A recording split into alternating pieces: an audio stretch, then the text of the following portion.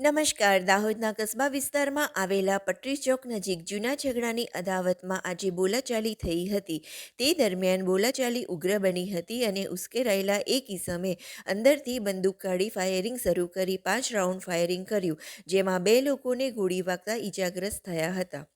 અચાનક થયેલા ફાયરિંગથી વિસ્તારમાં ભાગદોડ મચી ગઈ હતી. આસપાસમાંથી દુકાનદારો દુકાનો બંધ કરી ભાગી છૂટ્યા હતા.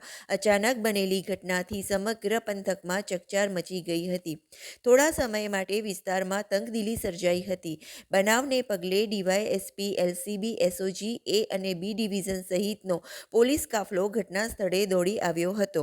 કસ્બા વિસ્તારમાં રહેતા એઝાઝ ખાન પઠાણ અને ફૈઝાન મોલવી વચ્ચે જૂના કોઈ ઝઘડાની અદાવતમાં બોલાચાલી થઈ હતી અને બોલાચાલી ઉગ્ર બની હતી. તે દરમિયાન ઇરશાદ ખાન પઠાણ ઉશ્કેરાટમાં બંદૂક લઈને દોડી આવ્યો હતો અને ફૈઝાન સામે ફાયરિંગ શરૂ કર્યું હતું, જેમાં ફૈઝાન મોલવી અને અન્ય એક રાહદારી શકીલ મલેકને ગોળી વાગતા ઈજાઓ પહોંચી હતી, જેને પગલે બંને ઈજાગ્રસ્તોને સારવાર હેઠળ હોસ્પિટલ ખાતે ખસેડવામાં આવ્યા હતા.